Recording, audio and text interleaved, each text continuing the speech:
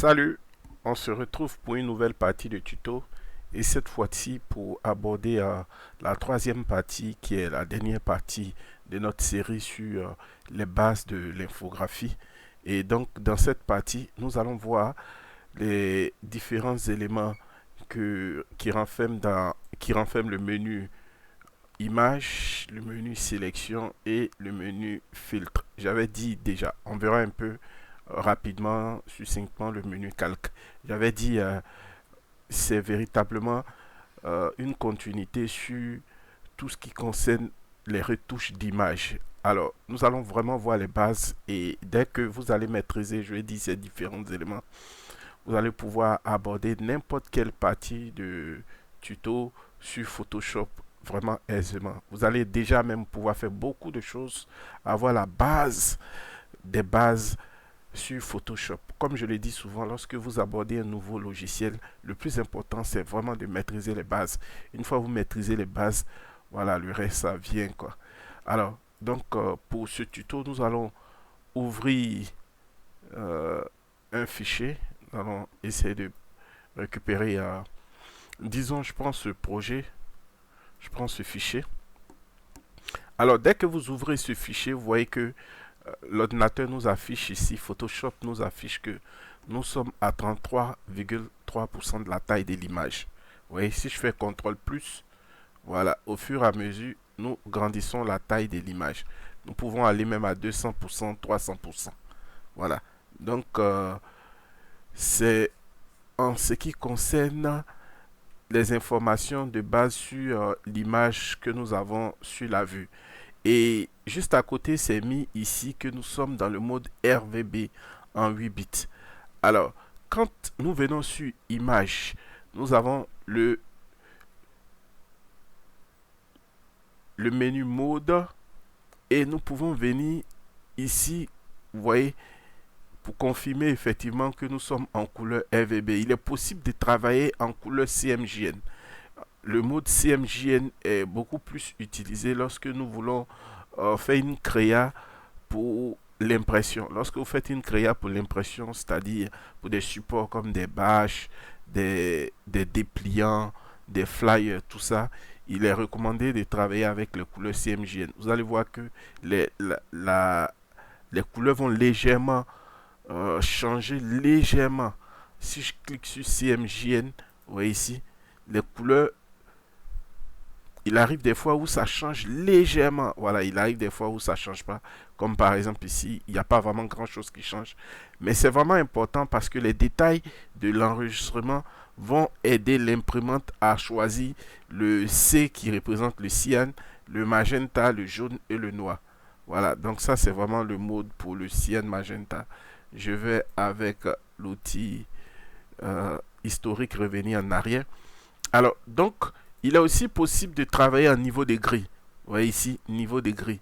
Si je clique sur supprimer, automatiquement, voyons un peu l'information qui est donnée ici. Je viens sur mode, niveau de gris. Vous voyez ici, supprimer les informations chromatiques. Toutes les informations qui concernent la couleur. Voilà, afin de virer totalement cette image en blanc-noir. Et dès le moment où vous travaillez en menu gris, voilà, tout ce que vous envoyez sur ce format, je fais fichier par exemple, j'ouvre un autre fichier ici, vous voyez un peu ici, et puis je l'envoie ici, vous voyez, je tire pour l'envoyer sur notre projet ici, automatiquement il est converti en blanc-noir. Vous voyez un peu, tout se fait en niveau de gris. Voilà, donc c'est un mode qui est là que vous pouvez exploiter en fonction de vos en fonction du projet que vous voulez faire, si vous voulez travailler en blanc, noir ou en couleur, tout ça. Aussi, il y a beaucoup d'autres informations.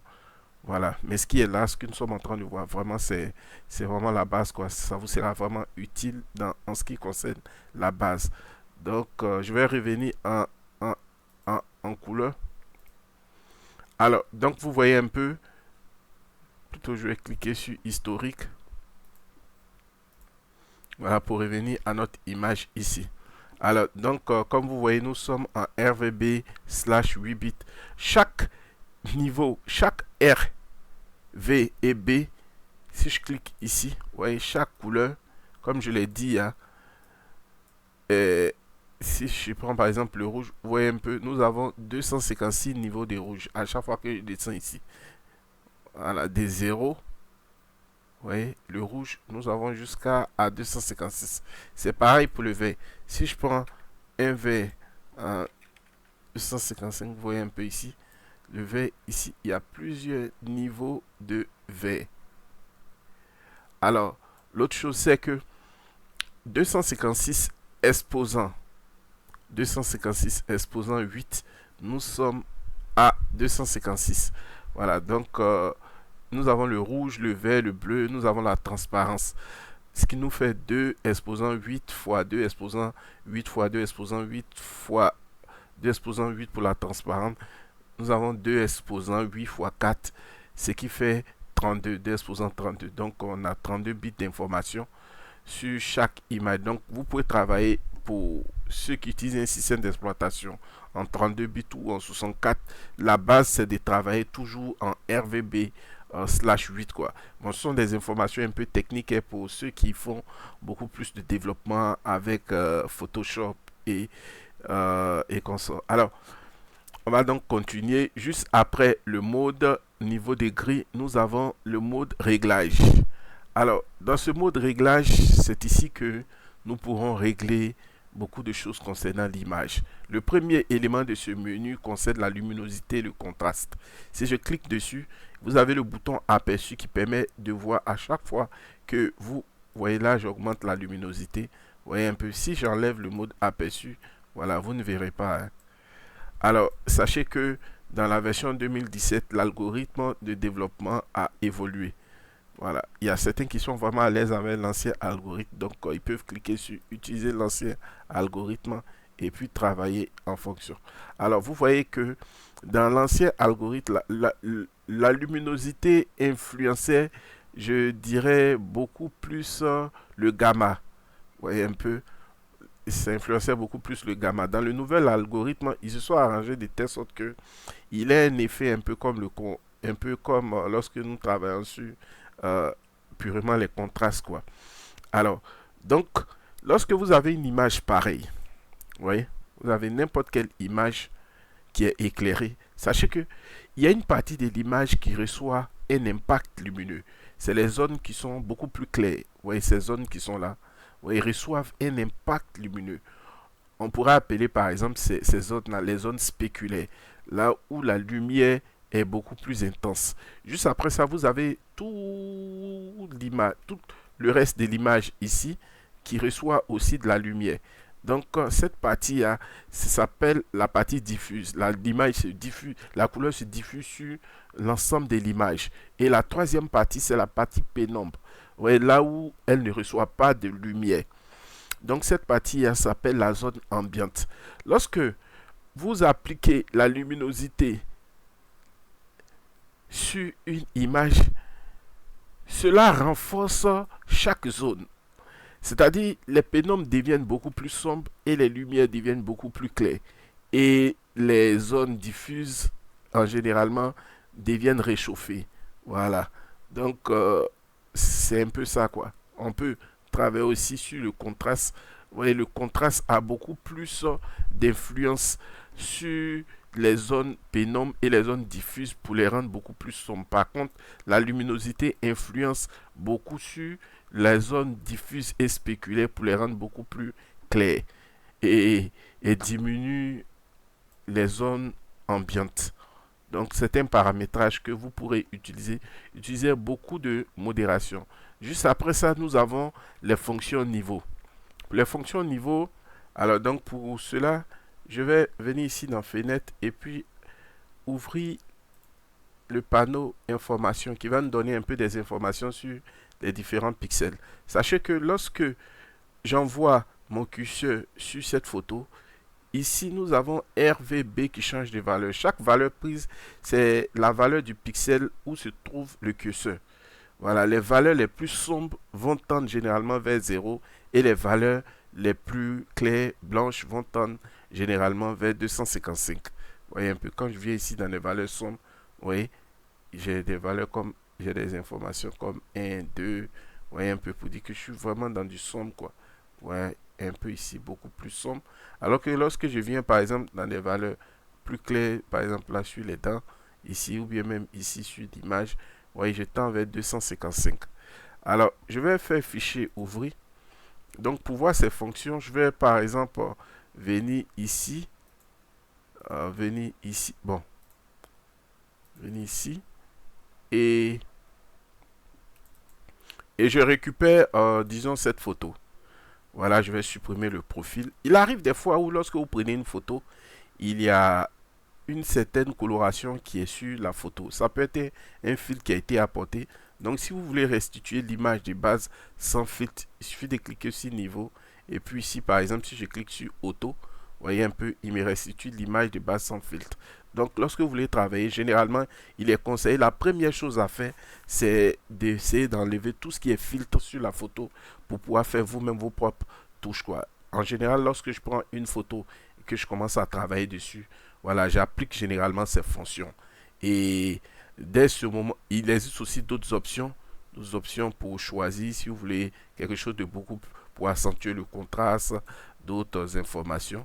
Vous pouvez faire ce paramétrage là, la recherche du niveau foncé le plus élevé et du niveau non foncé, du niveau clair le plus élevé, vous-même à travers les outils qui sont ici, les pipettes. En général, je laisse l'ordinateur même choisi pour pouvoir faire le calcul. Vous voyez là, par exemple, si je choisis une zone qui n'est pas très très sombre, vous voyez, il va se baser sur cette zone-là pour dire c'est le niveau le plus sombre. Et donc, les autres zones même qui étaient avant un peu sombres deviennent beaucoup plus sombres. Vous voyez un peu, si je prends ici, au lieu de choisir le blanc ici, vous voyez, je prends un qui n'est pas très blanc. Vous voyez un peu ici. Donc, les zones qui n'étaient pas, qui étaient un peu plus blanches, deviennent beaucoup plus blanches, plus claires.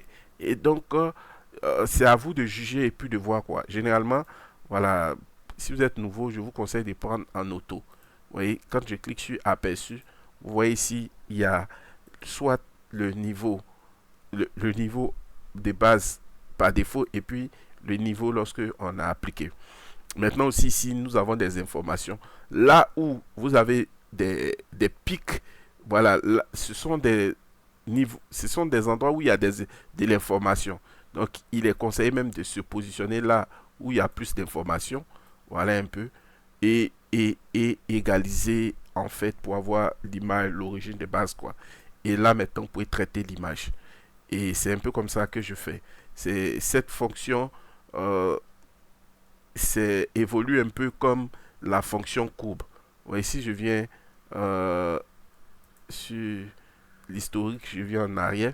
Si je viens sur image, réglage et je viens sur courbe, ouais, je peux cliquer par exemple sur auto ici et vous voyez un peu ici en fonction. Ouais, si j'enlève là avec l'aperçu, donc vous voyez un peu, j'ai appliqué. Et donc, il va en fonction de la qualité d'image détecter l'image de base à partir de laquelle il faut travailler, quoi. Enlever tout ce qui est fil, tout ça. Et vous avez les courbes ici qui nous disent là où il y a là où il y a de l'information. Vous voyez un peu, là où il y a de l'information, je peux réduire ici pour augmenter plus le contraste ou élever. Je peux travailler sur le rouge pour diminuer le niveau de rouge dans la scène ou pour augmenter le niveau de rouge dans la scène. C'est pareil pour les informations sur les verts. Voilà, là où il y a beaucoup plus d'informations, augmenter. Là où il y a, là où il y a beaucoup plus d'informations, je peux aussi diminuer. C'est pareil aussi pour les autres. Donc, je reclique sur auto pour revenir sur les informations de base. Donc, la courbe et le niveau nous permettent de renforcer le niveau de contraste de l'image. Voilà, c'est vraiment très très très très important lorsque vous travaillez dessus. Une autre fonction aussi qui aide aussi, il y a le ton foncé et le ton clair. Vous voyez ici, lorsque vous prenez une image, je fais fichier ouvrir et puis je prends par exemple cette image qui est là. Vous voyez, je recherche une image où il y a beaucoup de foncé. Il y a des tons foncés. Bon, pratiquement toutes les images qui sont ici sont contrastées. Donc, on pourra voir ça. Vous voyez, lorsque je viens ici et puis je clique sur ton foncé ton clair, vous voyez, qu'est-ce qu'il va faire? Toutes les zones qui sont foncées, auront tendance à remonter. Et toutes les zones qui sont claires, entre les zones foncées et les zones claires, il y a un équilibre qui va commencer à se positionner. Voilà. Ces différentes fonctions qui sont là, étaient les fonctions de base à l'origine pour traiter de l'image sur les premières versions de Photoshop. Et après est venue une fonction vraiment très très importante. Vous voyez, de là, je vais passer à ici. Cette fonction là s'appelle filtre caméra raw que nous allons voir tout à l'heure. Vous allez voir que ces informations là toutes ces informations sont présentes en même temps sur un affichage, de telle sorte qu'on peut travailler sur plusieurs niveaux sans passer par réglage, teinte et saturation, après réglage niveau, après réglage contraste, après réglage exposition.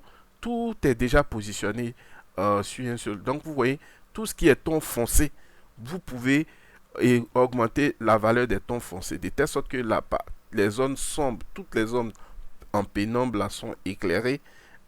Vous pouvez augmenter les zones éclairées ici, ou bien demander à ce que toutes les zones qui sont éclairées diminuent d'intensité pour essayer d'égaliser un peu. Et puis tout ce qui est foncé, essayer de relever un tout petit peu. Voilà, ce qui permet de donner un certain genre à la photo. Donc, nous voyons dans réglage ici ces éléments un à un. Et quand vous avez la maîtrise de ces éléments un à un ici, avec les fonctions de base de Photoshop, lorsque vous allez sur les filtres pour pouvoir travailler sur ces fonctions déjà qui sont exposées sur une belle plateforme, il est beaucoup plus facile de comprendre quoi. Alors donc, comme je l'ai dit, hein, vous pouvez venir donc sur niveau et puis plutôt venir sur niveau ici. Et puis vous voyez là où il y a de l'information, là où pratiquement sur toute la photo il y a de l'information. Donc je clique sur auto, il n'y a pas grande modification. Donc ici l'image est déjà propre, il n'y a pas de filtre dessus. Et puis maintenant on vient sur le ton foncé, ton clair, pour nous permettre de rendre les zones trop sombres un peu plus claires. Voilà, de trouver un certain équilibre. Vous pouvez diminuer les valeurs ici des tons foncés, ton clair ici, le facteur, vous pouvez le diminuer ici. Vous pouvez régler les différents tons pour voir en fait les tons qui vont convenir en fonction du travail que vous voulez faire. Donc je recommande cette fonction là vivement pour ceux qui travaillent sur une image qui est beaucoup contrastée. Ça permet d'équilibrer. Voilà, il arrive des fois où il existe des images où vous voulez voir relever certaines parties. Vous avez par exemple cette image comme ça, et puis vous voulez par exemple relever certaines parties. Donc grâce à la fonction ton foncé, ton clair, donc vous pouvez relever certaines zones qui n'étaient pas très visibles et puis travailler dessus. Voilà. Donc juste après ça, nous avons donc la fonction exposition.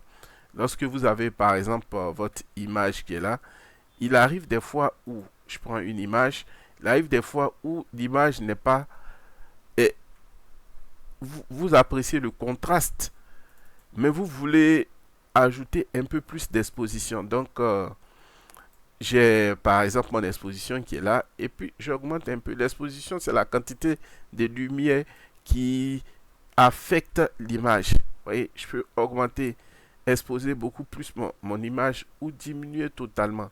Voilà, je peux donc l'exposer comme ça ou diminuer.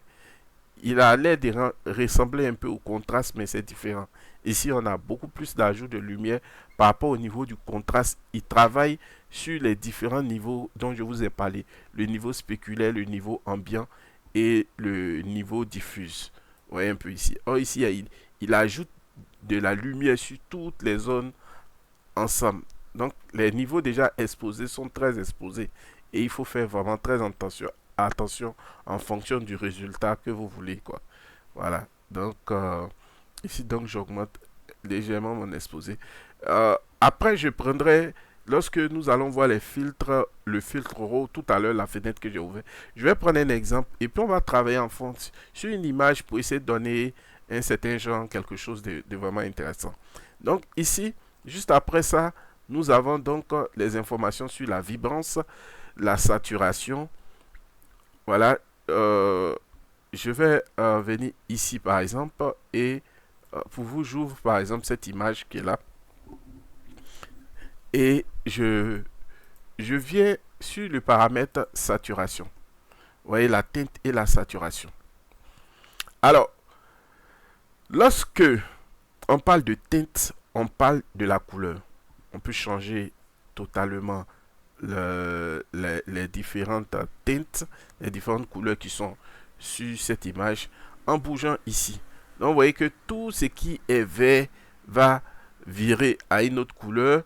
Tout ce qui est clair, donc chacun en fonction du niveau de la teinte que je donne ici, vous voyez que nous avons une variation. Voilà. Alors, avec Photoshop, il est possible de sélectionner la zone de couleur que nous voulons influencer. Imaginez que nous voulons influencer toutes les zones qui sont dans le vert. Le vert, ici on a un certain vert qui tend un peu vers le bleu. CTRL plus pour agrandir. Voyez un peu, je vais influencer sur cette image que tout ce qui est vert. Alors, il y a cet élément qui est là, je peux cliquer dessus. Et puis, dès que je clique sur ce vert, vous voyez, il y a notre échantillonnage ici des couleurs qui vient nous donner une plage de couleurs sur laquelle nous allons travailler. En fonction du pixel sélectionné, il a choisi une certaine plage. Et donc, c'est cette plage-là qui sera influencée lorsque je vais changer les variations de la saturation. Si je vais, par exemple, ici, j'augmente la saturation, vous voyez que c'est la saturation uniquement sur ce type de vert. La peau n'a pas changé. Voilà. Je peux même venir changer la teinte ici. Vous voyez un peu. Supposons que je passe dans du bleu comme ça. Voilà. Maintenant, vous voyez que lorsque ça varie comme ça, vous voyez que la teinte qui est ici n'a pas vraiment, vous voyez, il y a des zones qui sont prises en compte et il y a certaines zones qui ne sont pas prises en compte. C'est dû au fait que l'échantillonnage là ne prend pas en compte toute la zone contenant le vert que je voulais influencer. Pour cela, il va falloir venir ici et puis modifier. Le trait simple qui est ici indique que la valeur exacte que nous prenons.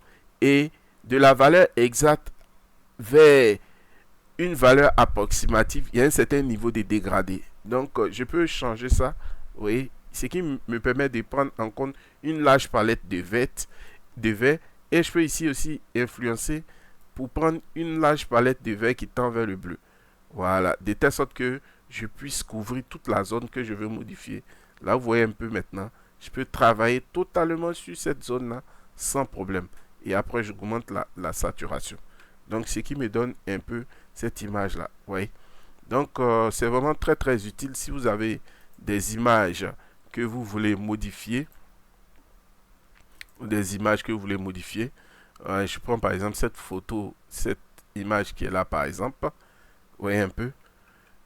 J'ai cette image qui est là et je viens par exemple sur le niveau et je fais auto pour avoir l'image de base sans trop de modifications, pour enlever tout ce qui est filtre qui a été apporté. Ensuite je reviens sur le niveau et puis je vais caler ça ici pour qu'on soit sur les zones où nous avons le plus d'informations.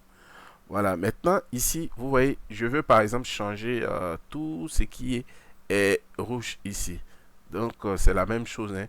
Je viens alors sur la teinte et la saturation et je clique par exemple ici.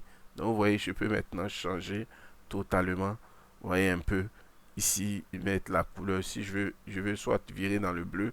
Vous voyez. Donc vous voyez un peu que lorsque par exemple je choisis cette teinte, lorsque je vis dans le rouge, vu qu'on est beaucoup plus proche de la qualité d'image, ça passe. Alors, vu que les autres ne passent pas, il va falloir donc, comme je l'ai dit, agrandir le champ ici. Et une fois on a agrandi le champ, vous voyez un peu, je vais facilement modifier.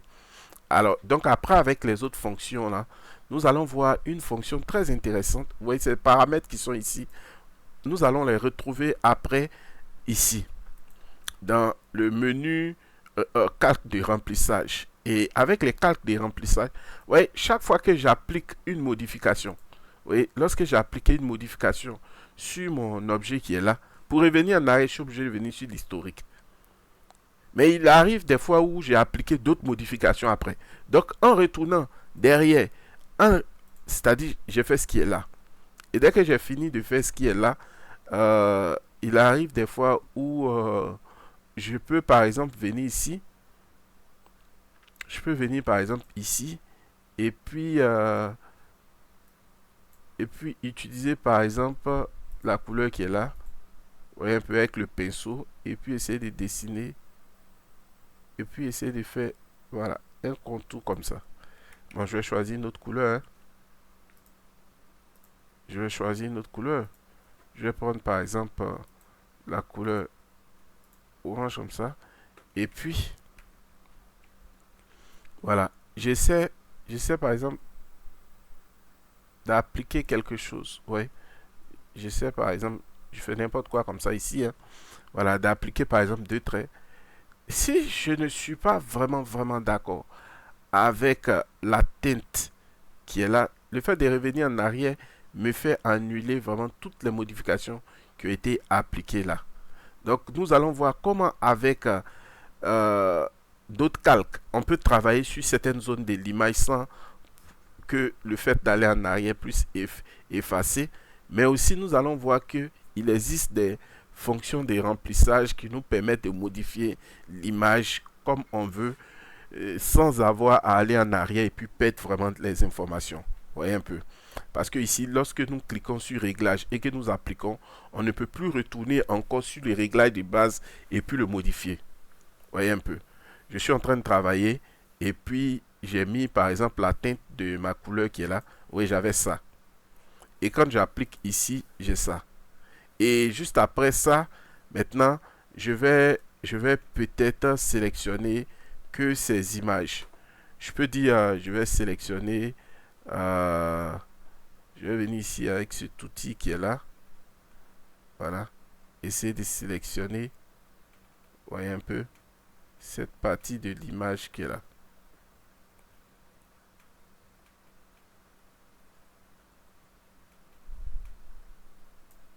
Oui, je fais cette sélection. Je fais cette sélection peut-être parce que je veux appliquer ou bien apporter certaines choses à l'image. CTRL-C, CTRL-V. Vous voyez? Donc, toujours est-il que j'ai déjà appliqué les informations dessus. Je ne peux plus revenir en arrière et puis modifier par exemple la couleur qui est là. Vous voyez un peu? Donc, c'est là que nous allons voir les fonctions de remplissage qui vont faire que à tout moment, on peut revenir sur le réglage de remplissage de la teinte et saturation qu'on avait appliqué. Vous voyez là, le vert est passé à rouge. Et puis je continue mon travail, mais j'ai perdu le réglage de base. Or, si j'avais appliqué une fonction de remplissage, je peux toujours revenir. Au lieu, je dis, ah, finalement, je ne voulais plus le rouge, je vais passer au bleu. Et puis, je modifie directement ici. Voilà. Donc, voilà un peu certaines informations que nous avons. Et comme cela, nous pouvons faire beaucoup de choses. Dans le tuto précédent, on a vu comment appliquer le fil photo. On a vu que lorsqu'on faisait pas mal de petites modifications, il arrivait des fois où vous avez utilisé plusieurs images différentes. Donc le fil photo permet d'égaliser un certain ton sur l'image générale. Donc pour cela, je vous recommande de voir le tuto précédent. Sinon, lorsque je clique sur le fil photo ici, je peux demander à rendre la photo dans un style plutôt réchauffant ou bien plutôt refroidissant. Vous voyez un peu, je peux changer un peu le ton. Tout ça, ce sont des filtres. Vous voyez un peu. Vous voyez là, quand vous appliquez un filtre et que vous revenez après sur courbe et que vous faites auto, vous voyez un peu, il a tendance, vous voyez quand je fais ça, vous voyez un peu, il a tendance à éliminer légèrement le filtre qui a été appliqué. Vous voyez un peu, il a tendance à éliminer le filtre qui a été appliqué. Donc c'est vraiment une fonction vraiment intéressante avec les niveaux de courbe. Mais très souvent, les fonctions des niveaux de courbe ont pour objectif d'accentuer ou de désaccentuer certains points de l'image. Alors, les feeds photo, vraiment, c'est très intéressant pour vraiment égaliser les, les photos lorsqu'il y a une combinaison de plusieurs calques sur une même image. Alors, donc comme cela, vous voyez un peu les différentes fonctions que nous avons vues. Nous avons aussi la fonction de saturation qui permet aussi de passer en blanc et noir. Vous voyez, le fait de désaturer une image, si je viens ici sur teinte et saturation, vous voyez, le fait de désaturer une image, vous voyez que l'image devient totalement désaturée ou bien très très colorée. Utiliser ça avec beaucoup de réserves. Nous avons vu aussi les teintes, tout ça. Il y a aussi la balance de couleurs. Vous voyez, la balance de couleurs, la voici ici. Donc, avec la balance de couleurs, vous voyez, je viens par exemple fichier ouvrir et je peux sélectionner quelle couleur, quelle image par exemple. Je peux sélectionner par exemple cette image comme ça. Vous voyez. Donc, avec, disons, la balance de couleurs, vous voyez, la balance de couleurs, fichier réglage, balance de couleurs. Vous voyez, je peux par exemple faire, l'objectif c'est de faire varier un peu la balance de couleur, la température de ma scène. Donc, je fais varier en fait tout le ton, toute la température, soit dans du vert, soit dans du rouge, soit, ouais, un peu la température de la scène, quoi, soit dans du jaune, soit dans du bleu. Donc, c'est vraiment intéressant la balance de couleur pour essayer de donner un certain ton, quoi. Là, on a un ton moyen, vous voyez un peu, mais on pourrait travailler par exemple sur les tons foncés. Vous voyez. Donc, tout ce qui est foncé dans notre scène ici, nous pourrons travailler sur le ton de ces zones.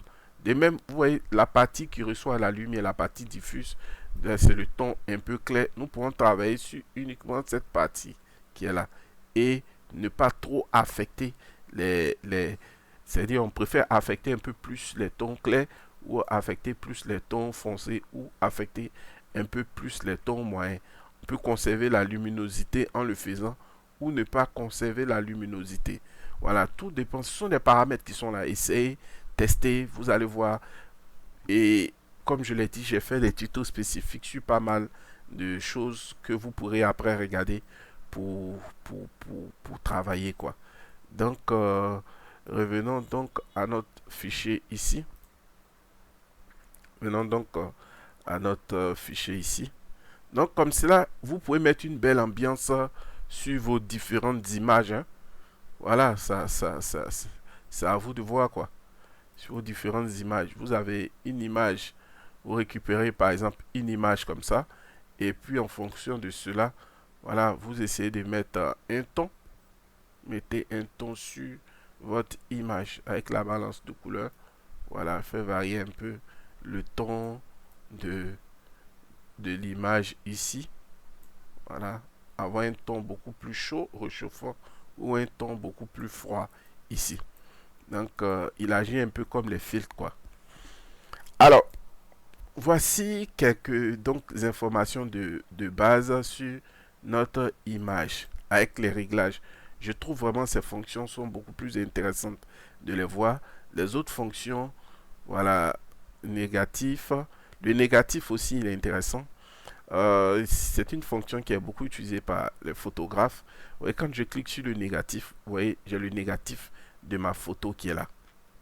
Vous voyez un peu, c'est le négatif de ma photo qui est là. Donc, si vous voulez travailler sur le négatif, voilà, le négatif du négatif donne la photo originale, quoi. Voilà, donc, si vous voulez travailler sur le négatif de la photo, d'une photo, vous avez un peu ça, la correction sélective, le remplacement de couleurs, légalisé. Alors,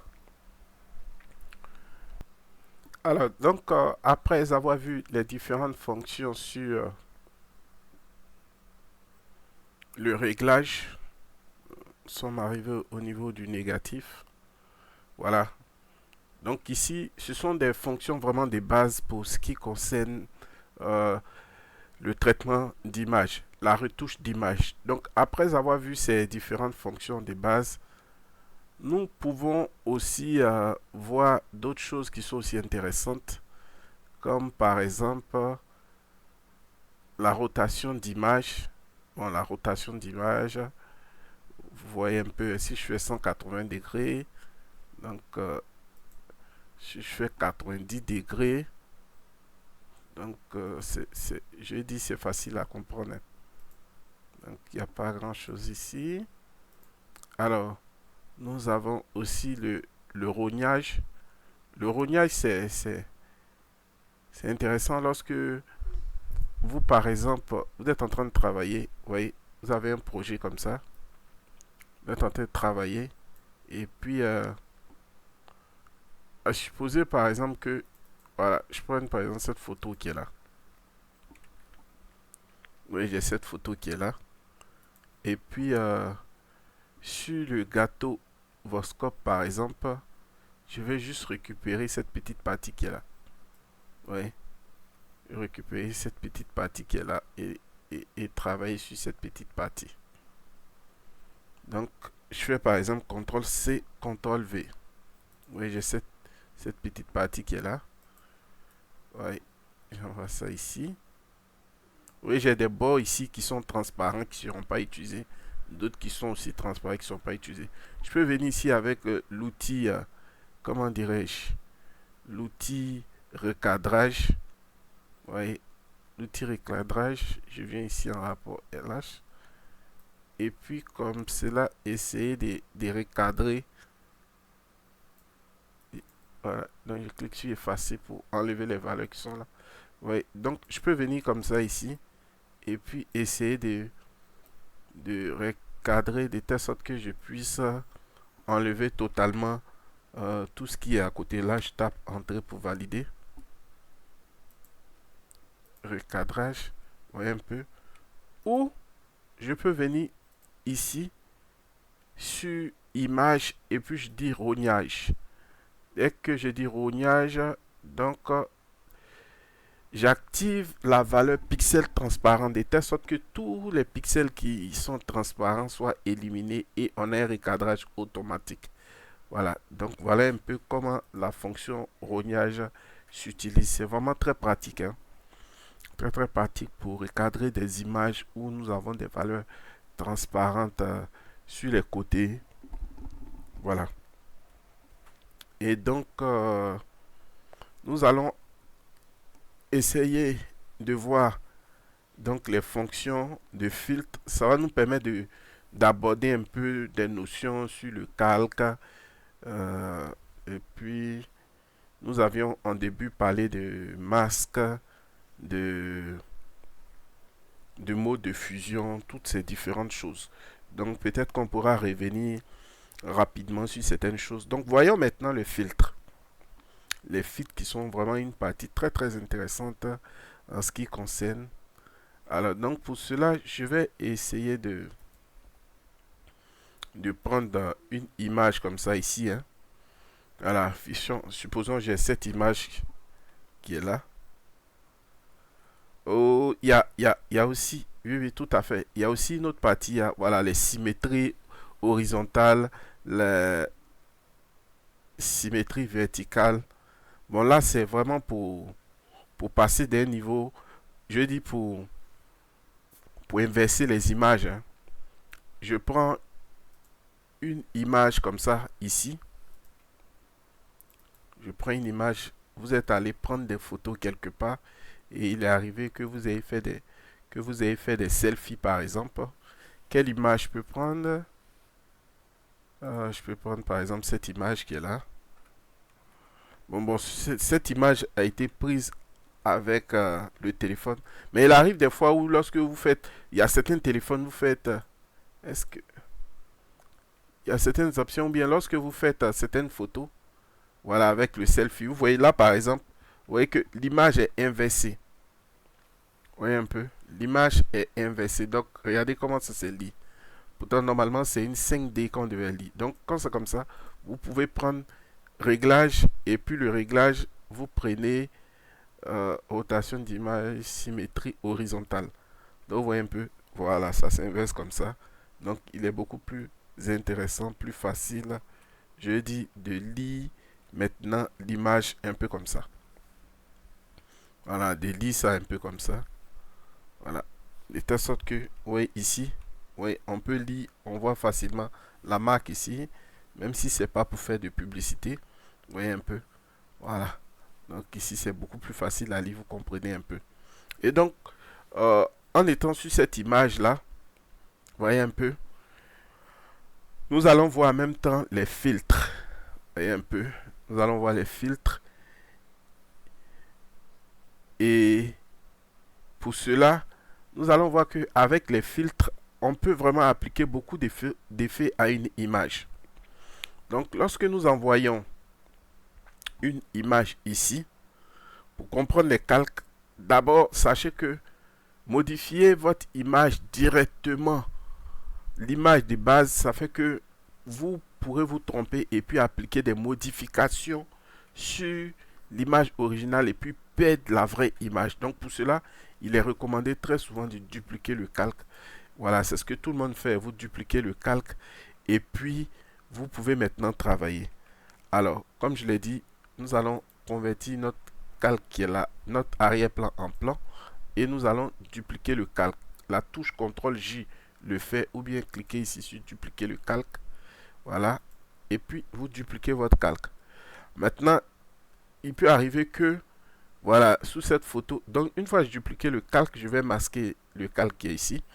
Voilà, vous voyez, j'ai par exemple des personnes qui sont ici que je voudrais un peu cacher le visage. Ce pas des personnes avec qui je suis venu.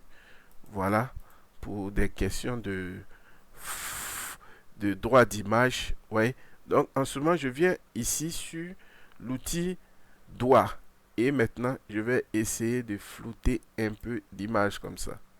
Vous voyez un peu. Je vais essayer de flouter comme ça. Et je floute un peu l'image comme ça pour ne pas que on puisse reconnaître les personnes. Et donc, je viens maintenant sur les filtres. Vous allez voir qu'il y a plusieurs filtres ici que nous pourrons voir. Alors, nous voulons donner un effet, par exemple, de téléphone ou bien d'appareil photo professionnel. Donc, on peut venir ici, par exemple, sur le flou. Vous voyez, lorsque on prend une photo avec un appareil photo professionnel, lorsque le focus est sur une face ou bien sur une image, toutes les autres zones autour deviennent floues.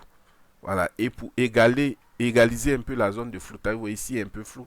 Mais par contre, ici, il est beaucoup plus visible. Je peux cliquer, par exemple, sur filtre. Et sur filtre, je viens les, dans, le, dans la galerie d'effets de flou. Et ici, par exemple, je vais appliquer euh, le bon, d'abord, le premier flou que vous avez ici, c'est le flou de profondeur du champ. Alors, avec ce flou qui est là, vous avez la possibilité de régler le niveau de flou de votre image comme vous voulez. Voilà, c'est le premier niveau par défaut. Alors, je fais échappe pour sortir de ce mode-là. Et ensuite, nous avons le deuxième élément de la galerie des flous, le flou des diaphragmes. Lui, ce flou, par exemple, peut nous intéresser. Il permet, vous voyez un peu ici, de... J'ai comme l'impression que mon image là... EOS 5D, ok, d'accord, c'est bon, il n'y a pas de souci. Alors, donc, vous voyez, nous venons sur la galerie des effets de flou et nous pouvons ici avec l'outil, ouais, lorsqu'on déplace le curseur ici, on peut faire tourner comme ça notre élément ici. Voilà, donc je vais le faire tourner en fonction de l'orientation de notre visage. Et donc, vous voyez un peu, je peux agrandir le cercle de flou. Si je l'agrandis comme ça, vous voyez que toute cette zone-là n'est pas floutée. Si j'ai réduit aussi, vous voyez, plus j'ai réduit, et je peux augmenter l'intensité de flou. Ouais, un peu, je peux augmenter l'intensité comme ça. Ouais, un peu, toute cette, voici la zone qui est prise en compte. Voilà, comme je peux diminuer aussi l'intensité comme ça. Vu que cette zone qui a été légèrement un peu flottée, je peux diminuer comme ça. Et je peux augmenter, oui, quand je fais ça, vous voyez la partie où le niveau de dégradé des flous commence. Vous voyez un peu. Voilà. Donc, plus c'est plus grand, moins c'est brusque. la zone progressive. Lorsqu'elle est grande, c'est moins brusque, ça fait un peu plus réaliste. Donc, ouais, un peu, je peux diminuer légèrement comme ça. Et donc, ça donne vraiment un effet d'appareil photo vraiment professionnel, quoi. Et comme ça, je peux taper entrée. Et quand je tape sur entrée, vous voyez que maintenant j'ai un effet de flou ici. Vous voyez. Par contre, j'ai ma photo qui est là, là. Vous voyez un peu la photo qui est là. La devanture est un peu floue. Oh, ça ne fait pas forcément naturel, hein.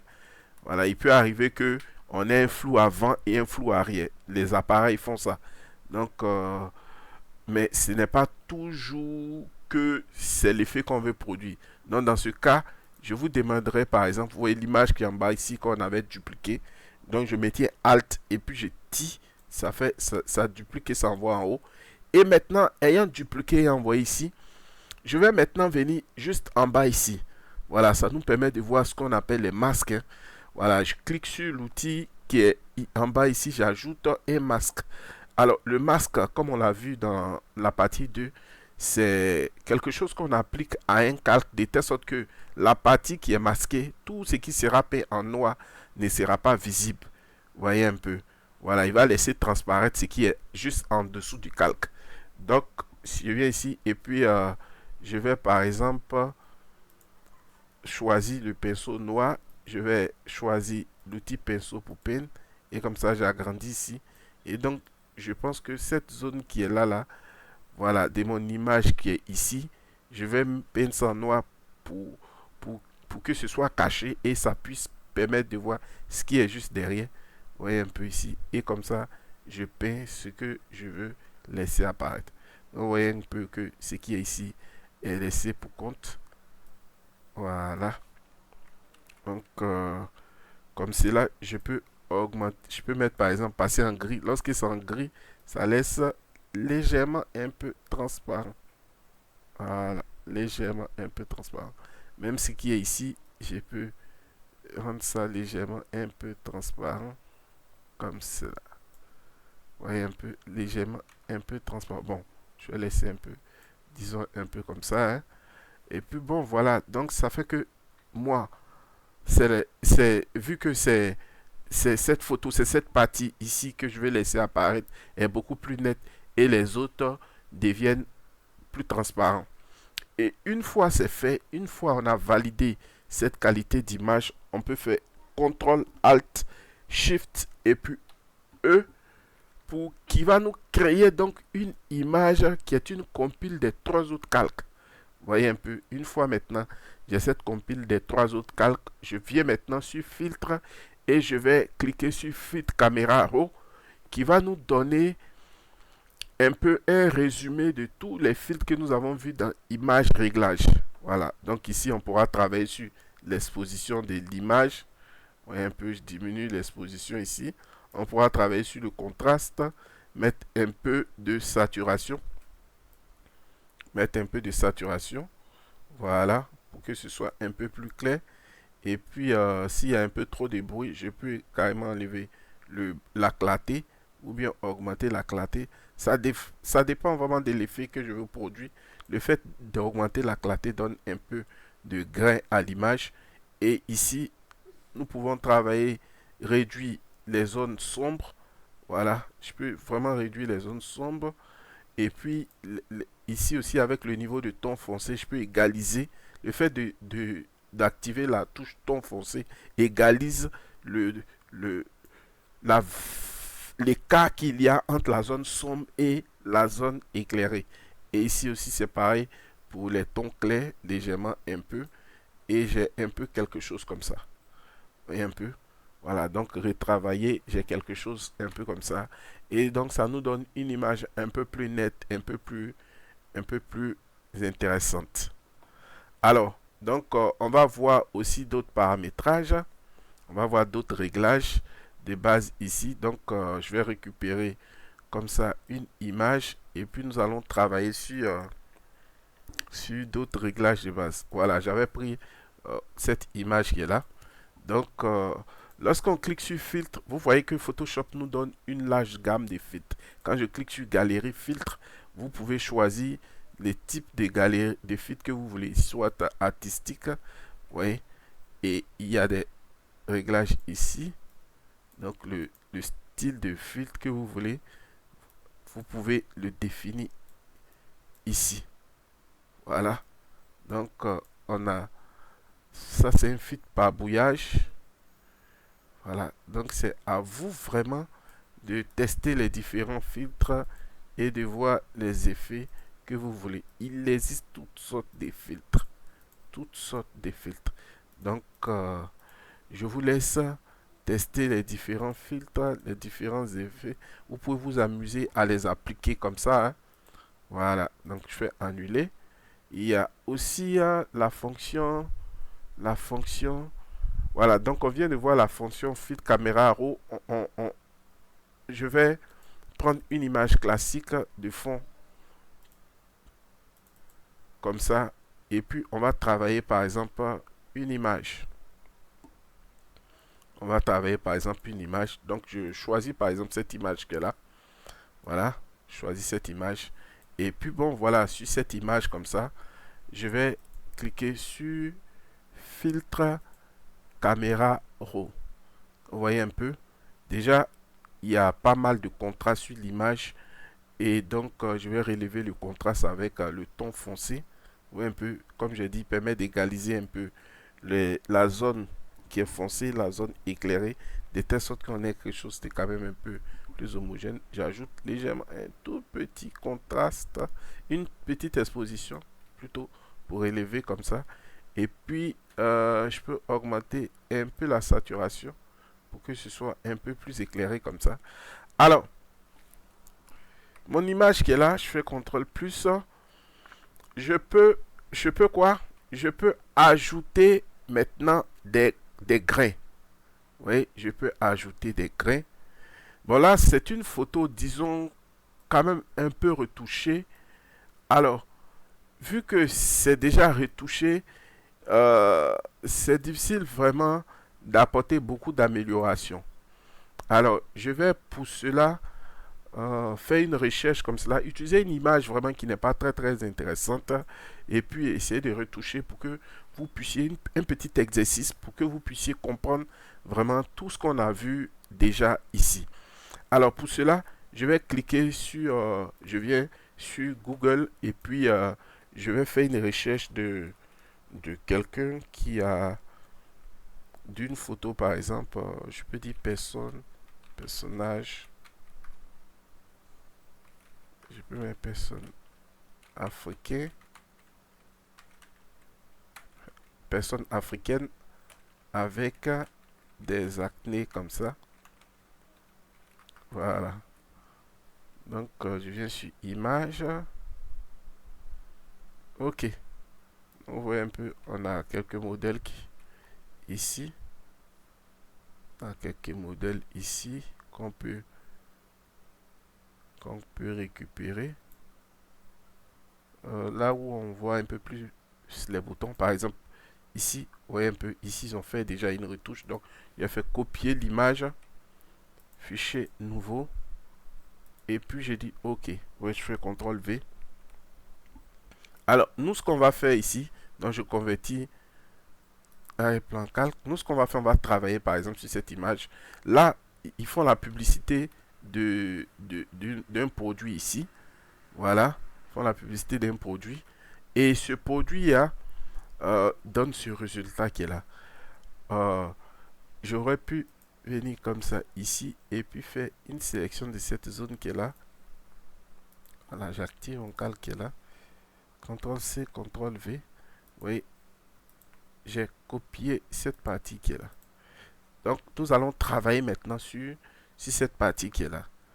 Alors, pour cela, je viens sur cette partie et puis je peux même dupliquer encore. Calque, dupliquer le calque. OK. Et puis, je masque le premier truc ici. Je mets acné. Voilà. Et maintenant, je vais commencer à appliquer avec donc notre correcteur localisé. Vous voyez, quand je clique dessus, je viens ici. Vous voyez, automatiquement, il corrige. Je vais réduire un peu la taille de l'épaisseur comme ça. Oui, il corrige ça. C'est magique, hein? il corrige comme ça. Voilà.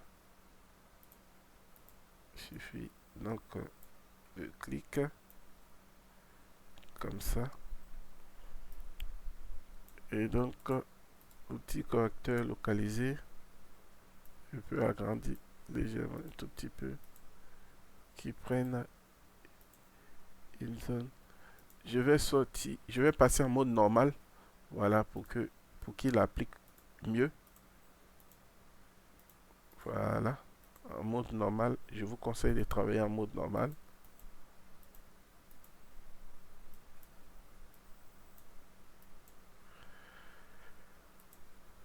Voilà, et de laisser les autres paramètres par défaut. On voit un peu comme ça, on peut corriger le personnage ici. Aujourd'hui, pratiquement toutes les photos qu'on utilise pour faire de la pub sont des photos, disons, un peu travaillées. Hein. Voilà. Donc, je vais comme ça corriger toute cette zone-là.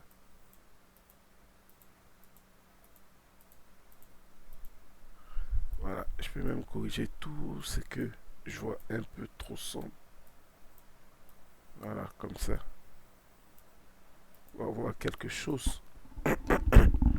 Excusez, quelque chose de beaucoup plus intéressant comme ça. Voilà. Il existe aussi l'outil pièce, oui, qui permet par exemple de récupérer soit une zone comme ça ici, et puis de venir de nettoyer comme ça. Oui. Donc j'ai cette zone qui est là, je prends une bonne zone qui existe, qui n'a pas de soucis, et pour me faire une correction localisée. Oui, je viens comme ça ici, et puis je récupère donc cette zone, ces effets. Donc oui, une fois ça c'est fait, je vais donc dupliquer encore ce calque, CTRL D, CTRL J plutôt, et puis je vais appeler ça euh, retouche visage. Voilà, donc maintenant ici, qu'est-ce que je vais faire? Je vais venir sur le filtre RAW. Bon, avant de venir sur le filtre RAW, je vais cliquer sur image réglage courbe. Et voilà, pour me donner un bon teint sans trop de variation. Bon, excusez, je regarde comme ça pour voir qu'est-ce qui m'arrange plus. Bon, je vois que avec le niveau d'exposition, ça ne m'arrange pas trop, donc je peux ignorer. Et donc je viens maintenant sur le filtre RAW. Et maintenant, étant sur le filtre RAW, je vais maintenant commencer à travailler. Oui, je travaille un peu les contrastes. J'ajoute légèrement un peu d'exposition. Les tons foncés. Ok, c'est important. Et donc ici, je vais appliquer une saturation, une légère saturation, un peu de vibrance, diminuer la saturation. Donc, voyez un peu, je vais diminuer un peu la clarté. Voilà, je diminue légèrement la clarté comme ça. Ah non, ça c'est pas légèrement, c'est un peu plus. Ok, voilà. Donc, vous voyez un peu, j'ai donc finalement mon visage qui est là. Vous voyez, là, je passe à là. Et si je tire le calque pour le mettre en haut ici et que je fais ça, vous voyez un peu la différence. Vous voyez un peu la différence. Voilà ce que j'appelle retouche d'image. Alors, donc, un dernier point, nous allons voir un peu comment travailler avec les calques de remplissage. Vous voyez, j'ai par exemple cette image qui est là. Donc, je clique pour la convertir en calque. Le calque de remplissage, vraiment, c'est pas compliqué.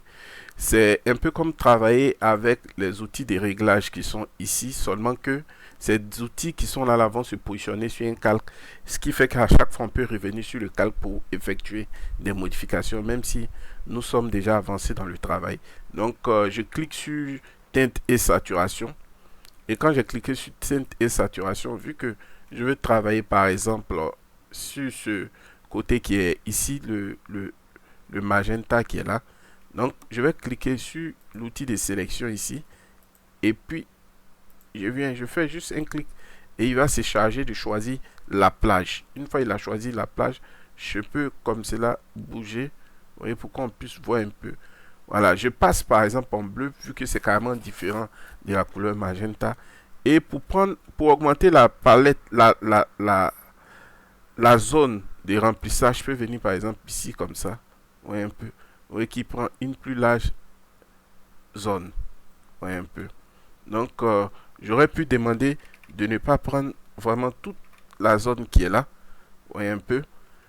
Et, et de réduire par exemple cette zone qui est là comme ça. Vous voyez un peu. Donc, je réduis totalement. Je réduis vraiment cette zone là. Et les autres endroits qui ont été...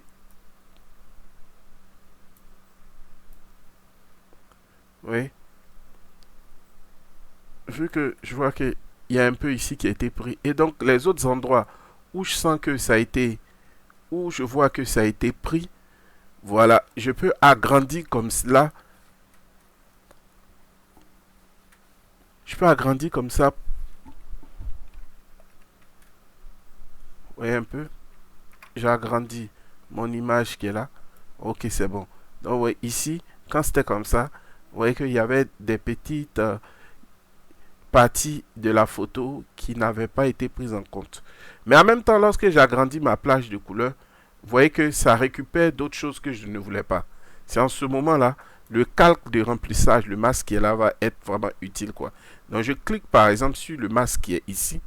Et maintenant, ayant cliqué sur le masque, je vais peindre les parties que je ne veux pas prendre en compte. Voilà. Donc, cette partie ne doit pas être prise en compte. Vous voyez que ça a influencé un peu le teint du personnage. Voilà. Vous pouvez aussi vous servir de l'outil l'outil lasso ouais, tout lasso magnétique. Vous venez comme ça et puis sélectionner vraiment une plus grande zone, quoi. Voilà, sélectionner une plus grande zone comme ça. Voilà. Et voilà, vu que c'est... Et vous sélectionnez une plus grande zone comme ça. Une fois sélectionné la grande zone là, et maintenant on peut venir ici avec Alt supprime. Alt supprime. Vous voyez que totalement toute cette zone là a été ignorée par le masque. C'est pareil aussi ici, hein. Je peux venir ici comme ça et puis faire ce qui est là, appliquer comme ça ici et essayer de sélectionner. Voilà. Bon, j'aurais pu prendre même la chaussure, hein. C'est peut-être cette partie qui est ici qui est vraiment importante. Oui. Sélectionner vraiment cette partie ici. Voilà. Sélectionner vraiment cette partie ici. Voilà. Ok. Donc, je prends comme ça ici. Ok. Et je Alt supprime. Et voilà. Cette partie a été laissée. Je viens ici avec l'outil. Voilà. Vu que j'ai dit cette zone aussi ne devait pas être touchée. Voilà. Si je ne vais pas toucher aussi au niveau de la tête, par exemple, cette zone qui est là ne doit pas être touchée. Voilà. Donc, je peux venir par exemple ici et je clique sur cette partie qui est là. Voilà. Ouais, un peu. Je sélectionne donc cette partie qui est là et j'ai un peu quelque chose comme ça.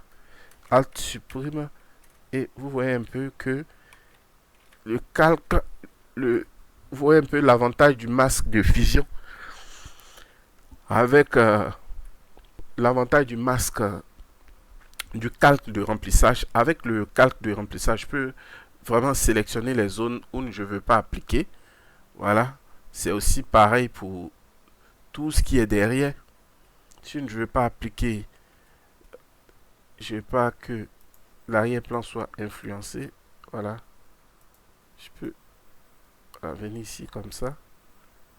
Et puis retoucher un peu les différentes zones qui sont là. Oui, un peu. Les différentes zones qui sont en arrière-plan. Voyez un peu. Donc c'est un travail, disons un travail minutieux.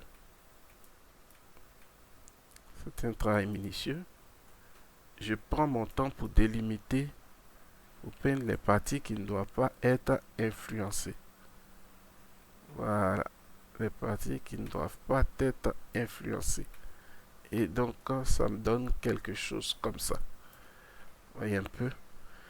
Il est vraiment très, très, très, très important de faire vraiment attention aux différentes parties que vous délimitez.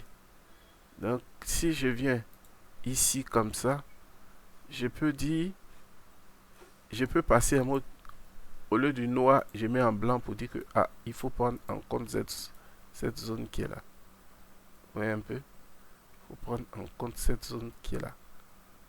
Donc ici, je, je fonce un tout petit peu plus pour qu'on ait cet effet qui est là. Donc vous voyez, voici notre image d'origine et après modification. Ça nous donne un changement de couleur qui est très intéressant, qui est bien propre. Voilà. Il y a certains qui, lorsqu'on leur demande de changer la couleur comme ça, viennent pour délimiter ici comme ça. Vous voyez un peu? Qui viennent pour délimiter ici.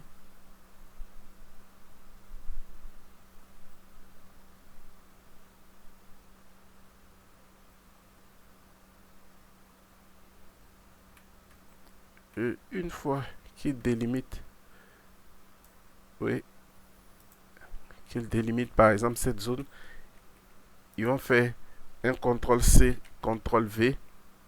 Et maintenant, sur cette partie qui est là, appliquer le ton, la teinte et la saturation. Donc, c'est aussi une méthode. Hein. Voilà, c'est aussi une méthode. C'est aussi rapide. Donc, tout dépend vraiment de l'effet que vous voulez appliquer. Voilà, c'est aussi une méthode. Ce qu'il ne faut pas faire, c'est de venir ici et puis de cliquer sur une incrustation, c'est-à-dire mettre par exemple une couleur. Si je mets par exemple, je vais incruster une couleur et que je mets par exemple le bleu, vous voyez comment c'est mat.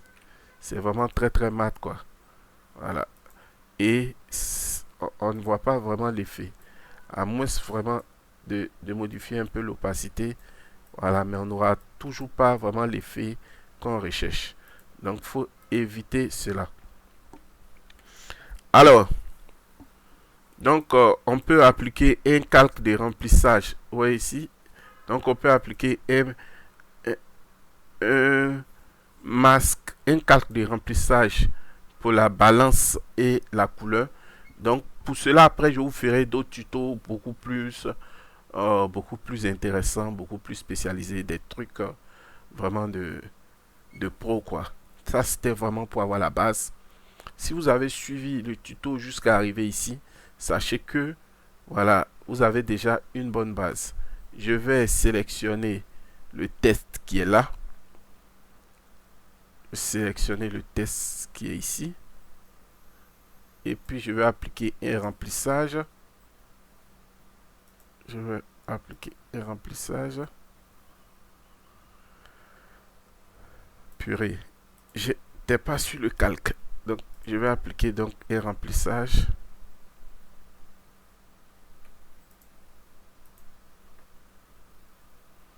Oui, je vais aussi changer ce qui est ici. Et ici, appliquer un remplissage. Voilà, quelque chose comme ça. Je peux aussi sélectionner ce qui est là. Et puis, appliquer un remplissage. Voilà. Et une fois c'est fait, je vais... Donc, ouais, j'ai appliqué mon effet que j'ai ajouté. Et donc, pour cela, je vais ajouter un test ici. Je vais ajouter un test. Et puis, qu'est-ce que je peux mettre comme test? Qu'est-ce que je peux mettre comme test? Je vais, par exemple, écrire style fashion. Alors, c'est pas visible parce que c'est tout petit. Donc, c'est maintenant que je vais agrandir le test ici. Oui, je viens ici, je fais CTRL T et j'ai agrandi mon test. Ceux qui utilisent les anciennes, la nouvelle version, à partir de la version 2003, je vous ai dit, lorsque vous tirez, c'est déjà proportionnel. Les autres, il va falloir maintenir Shift comme ça. OK. Et une fois j'ai écrit ce test qui est là, ouais, je peux changer la police. Donc, on va aussi choisir une police un peu dans ce style aussi, un peu fashion. Voilà. Et maintenant, comme test, je peux mettre le test en blanc. Vous voyez, lorsque vous écrivez du blanc sur du sombre, c'est encore plus intéressant. Et puis vous voyez un peu que je peux, si je veux, appliquer à partir des fonctions ici, appliquer une ombre portée. Vous voyez, lorsque je clique sur ombre portée, vous voyez, il y a une petite ombre portée qui apparaît.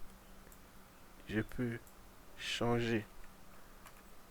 Ouais, je vais envoyer ça comme ça ici, pour que vous puissiez voir. L'homme porté qui est là. Si je grossis, vous allez voir. Si j'agrandis la taille de l'homme porté, vous pouvez voir.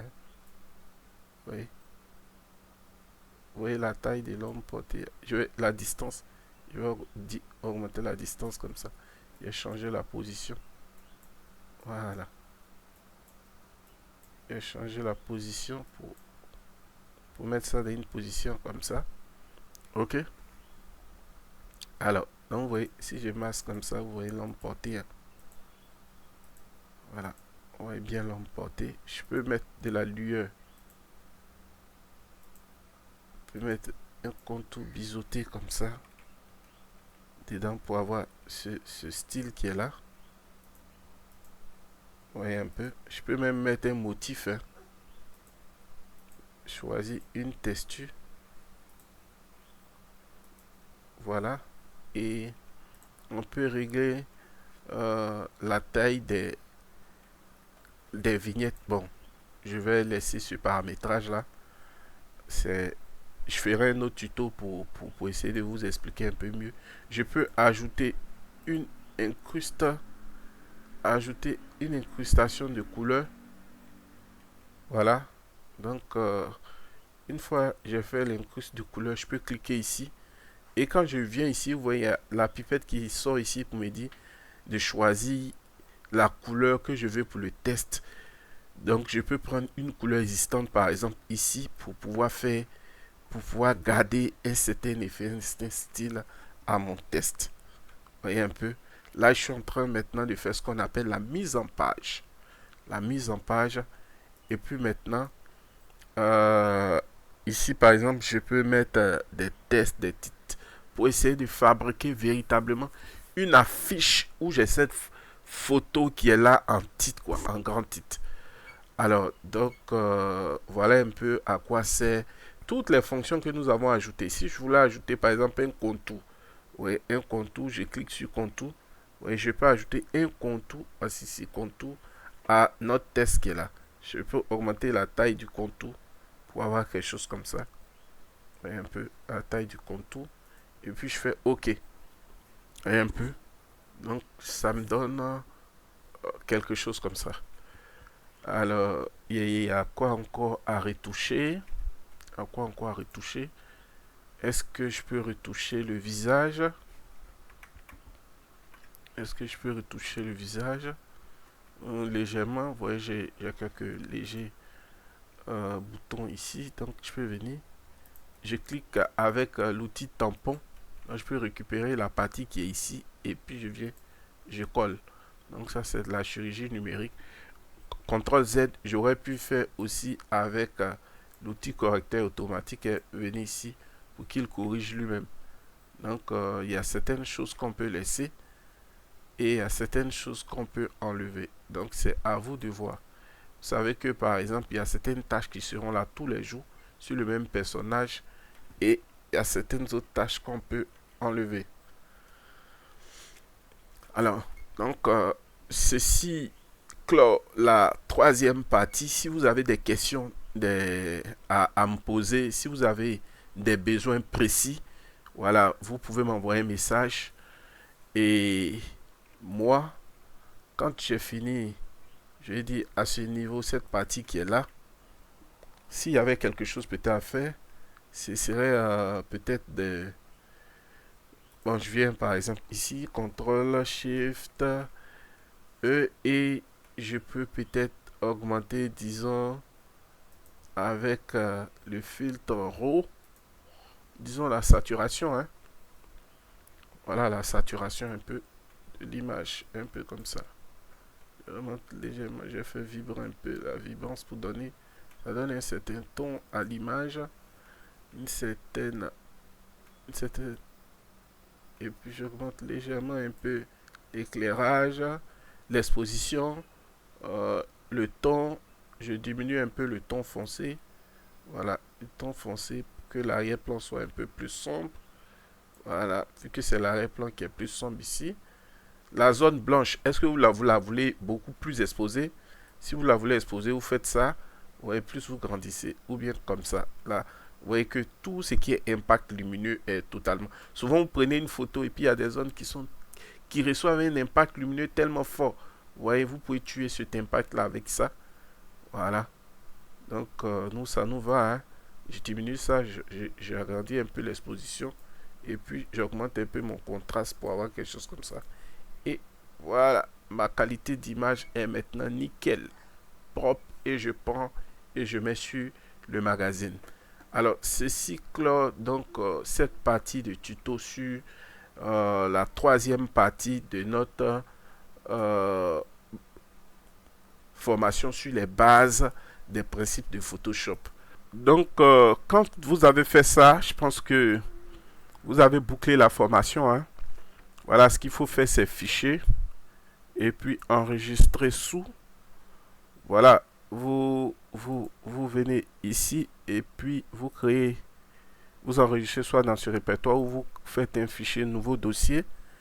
Je peux appeler ça par exemple mon projet. Et maintenant je sauvegarde le fichier et je lui donne un nom.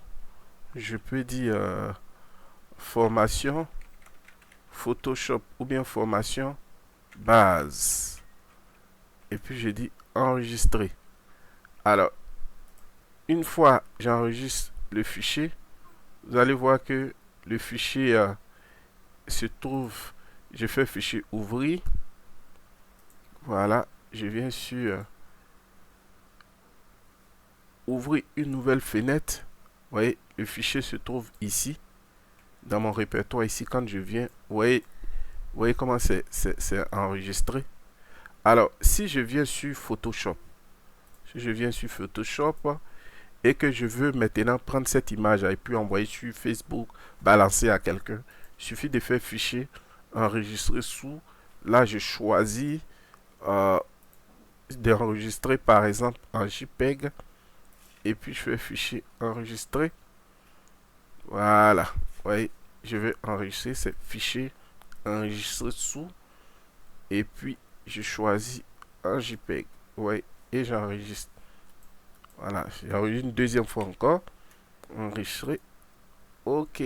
Et c'est fait, c'est enregistré. Donc, désormais, quand je viens dans mon répertoire, vous voyez que mon fichier a été sauvegardé. Voici en fait mon fichier ici. Oui, il a été nettoyé. À la base, nous avions ce fichier qui est là. Si je viens dans historique, vous voyez que à la base, nous avions ce fichier qui est là. Vous voyez un peu que j'ai essayé de retoucher pour donner ce fichier qui est là. Donc, ceci clôt la longue partie de formation sur Photoshop que nous avons eu. Et on se retrouve à la prochaine pour d'autres tutos beaucoup plus spécifiques sur certaines autres fonctions. Comme je l'ai dit, faites tout pour migrer vers les versions 2023-2024 parce qu'il existe beaucoup de bonnes petites fonctions qui ont été ajoutées, beaucoup en tout cas, comme par exemple l'outil de sélection de sujets qui permet de sélectionner au lieu de se fatiguer à utiliser des outils qui sont ici, comment dirais-je, l'outil lasso magique, les plumes, tout ça, pour sélectionner un personnage. Là, ça se fait en un clic. Sélection, sujet, paf, et ça sélectionne. Et beaucoup d'autres fonctions ont été ajoutées. On pourra les voir dans les tutos à venir. Voilà, portez-vous bien et puis on est à la prochaine.